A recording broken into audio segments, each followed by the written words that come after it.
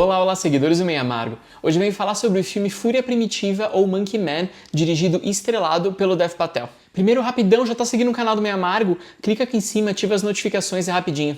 Essa é a história de um homem muito pobre que convive com a dor de ter testemunhado a morte da mãe quando ele ainda era uma criança, mas ele tem planos de vingança contra os homens responsáveis pela tragédia da família dele e de todo um povoado. A primeira coisa que a gente pode falar é que o Dev Patel é sim um diretor ambicioso. No seu primeiro longa-metragem, ele já quer fazer um grande filme de ação com várias cenas de luta, defendendo uma série de minorias sociais, enquanto ele também honra a sua cultura indiana. E, infelizmente, o tiro dá muito errado. O Patel parte para um modelo bastante antiquado enquanto linguagem, que é essa ideia de uma câmera excessivamente tremida, olhando para todos os lados, cortes da montagem a todo momento, pra gente perder as referências e não saber exatamente quem tá batendo em quem tá correndo. Enquanto isso, ele oferece muita trilha sonora, muitos efeitos sonoros e, sobretudo, muitas cores para saltarem aos olhos e manterem o espectador atento à sessão. A gente já teve, de fato, uma fase em que o cinema de ação era compreendido dessa maneira, enquanto o sinônimo de agitação e dispersão dos sentidos, mas isso tem se desfeito, especialmente quando as redes sociais tomam conta disso, TikTok e outros recursos que já são muito mais picotados e exigem uma atenção fragmentada, daí o cinema de ação mais sofisticado tenta, em resposta, trabalhar com planos mais longos, mais abertos, menos fragmentados e que valorizem o esforço dos atores em cena, por exemplo. Mas o Dev Patel ainda utiliza alguns dos códigos mais desgastados dessa linguagem, como por exemplo a sequência de treinamento em estilo Rocky um lutador, quando o homem sozinho começa a socar sacos de areia e por causa da força de vontade, da insistência, por estar do lado certo da força, ele vai acabar se tornando um lutador invencível.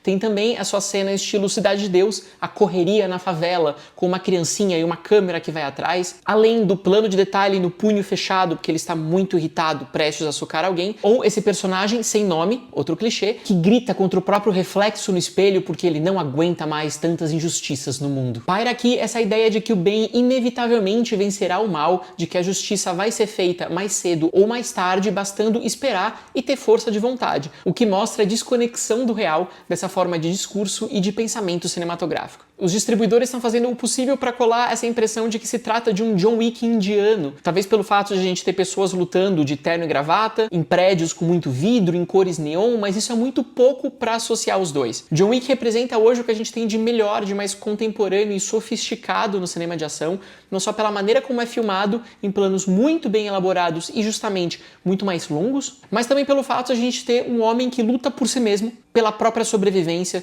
e não por uma grande virtude em nome da humanidade. Em contrapartida, Fúria Primitiva representa o exato oposto. Isso porque o Dev Patel se presenteia com o papel do sofredor virtuoso. É preciso mostrar várias vezes que ele sofre de verdade, então a gente tem muitos planos de detalhe numa mão toda queimada de um incêndio na infância, vários flashbacks da criancinha chorando e também uma mão entrando numa privada cheia de merda, num modelo muito próximo do cinema de ação do Danny Boyle, que inclusive dirigiu o próprio Dev Patel quando ele era muito mais jovem, em Quem Quer Ser um Milionário. Tudo isso é uma tentativa bastante vaidosa de a gente falar, olha que diretor corajoso, olha que ator sem vaidades, olha o que ele está disposto a fazer e até onde ele está disposto a ir, como se a representação da miséria e da dificuldade fosse um grande troféu para os cineastas. Pior que isso, o cineasta acaba reivindicando para si a possibilidade de fazer um white savior, o salvador branco, mesmo, obviamente, o Patel não sendo um homem branco. Mas ele quer representar aquela figura masculina e muito forte que vai salvar todos os desprivilegiados da sociedade. Ele tem muita piedade por prostitutas que são abusadas num bordel, pelas mulheres trans e travestis que não têm uma moradia fixa,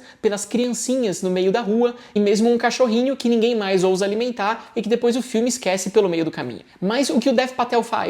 Ele dá protagonismo para todas essas pessoas que sofrem? Ele deixa que elas falem por si mesmo, que elas mostrem suas subjetividades? É claro que não. Ele permite apenas que elas apareçam todas numa posição de vítima, objetificadas, indistintas, ou seja, tanto faz trocar uma pela outra, e elas mesmas elegem, do nada, o nosso herói como representante de sua causa no mundo. A gente inclusive tem a frase "lute por nós, é hora de lembrar quem você é", dita por uma travesti ao personagem do Dev Patel. É claro que essas figuras muito tristes e pobres só estão presentes para justificar a necessidade de salvação e para tornar o nosso personagem masculino ainda mais virtuoso, bondoso e corajoso. A propósito de diálogos, o filme está cheio de frases que são ditas de maneira muito séria, sem perceber que elas beiram o ridículo, como por exemplo o personagem principal que vira e fala "eu não durmo nunca", porque ele está muito preocupado e tem uma vingança a bolar. Ou quando ele fala, os gritos dessas pessoas estão dentro de mim a vida toda. Esse é o tipo de construção de diálogo que também teria muito sentido ali no cinema dos anos 90, digamos na boca de Bruce Willis, de Nicolas Cage, mas que hoje se presta basicamente a uma paródia. Mas Fúria Primitiva é o tipo de produção que tenta a todo custo disfarçar suas várias incongruências, suas falhas de lógica ou de construção de personagem através dessa estética chamativa da câmera que chacoalha o tempo inteiro, das cenas de ação que não se interrompem jamais. É um procedimento parecido, por exemplo, com você distrair uma criança enquanto ela vai levar uma vacina, você chacoalha um brinquedinho, um objeto colorido de um lado para ela não perceber a dor. Esse é um cinema do desvio de atenção